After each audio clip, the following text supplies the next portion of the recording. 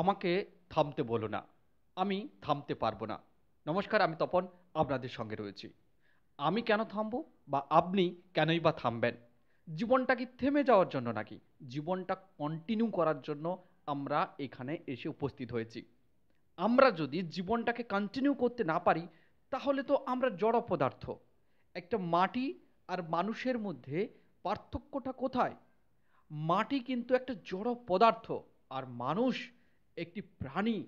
সে দৌড়তে পারে, কথা বলতে পারে, তার চিন্তা শক্তি আছে, তার ভাবনা রয়েছে, সে হাসি কান্না সব কিছু তার মধ্যে অনুভব রয়েছে।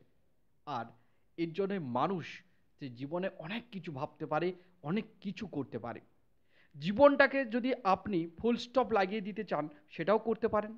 আবার জীবনটাকে যদি আপনি দৌড়ানো করতে চান বা দৌড় করাতে চান, সেটাও কিন্তু আপনি করতে পারেন। কিন্তু তার জন্য আপনি কি বিছানায় শুয়ে থাকলে হবে? আপনাকে কিন্তু উঠে পড়তে হবে, আপনাকে প্র্যাকটিসের মাঠে যেতে হবে, আপনাকে কন্টিনিউ করতে হবে। তারপরেই কিন্তু আপনি জীবনের রেসটা জিতে নিতে পারেন। আপনি বিছানায় শুয়ে আছেন, বড় বড় স্বপ্ন দেখছেন, কিন্তু আপনি প্র্যাকটিস গ্রাউন্ডে যাচ্ছেন না, আপনি কখনোই আপনি জয়ী হবেন না।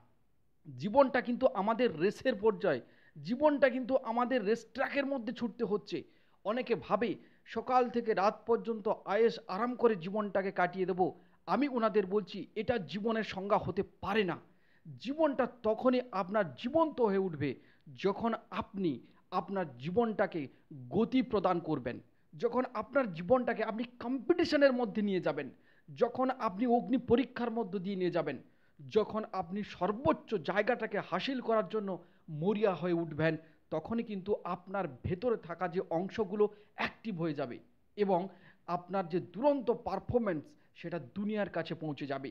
এইভাবে কিন্তু একটা মানুষ তার বেস্ট ইফোর্টটা দিয়ে তাকে সে নিজেকে এমনভাবে প্রতিষ্ঠা করতে পারে, সে প্রমাণ করে দিয়ে যাবে তার পৃথিবীতে আসার এটাই ছিল একমাত্র কারণ। এবং তার এই ইতিহাস আগামী প্রজন্ম অক্ষর অক্ষরে পালন করবে, তাকে অনুসরণ করে আরও হাজারো হাজারো মানুষ তাদের জীবনের গতি নিয়ে আসবে। এইভাবে ব্যক্তিত্ব কিন্তু গঠন করা উচিত। তাই জীবনে কখনো থেমে থাকতে নেই, জীবনে সবসময় সব কিছুতে কন্টিনিউ প্রসেসের মাধ্যমে এগিয়ে নিয়ে যেতে হয়। তবেই কিন্তু আমরা জীবন যুদ্ধে কিংবা জীবন রেসে আমরা কিন্তু আলটিমেট ফার্স্ট স্থানটা দখল করে নেব। আশা করি আপনারা সেই কাজটা করবেন। আশা রাখবো আপনারা সফলও হবেন। নমস্কার, আপনারা সবাই ভালো থাকবেন।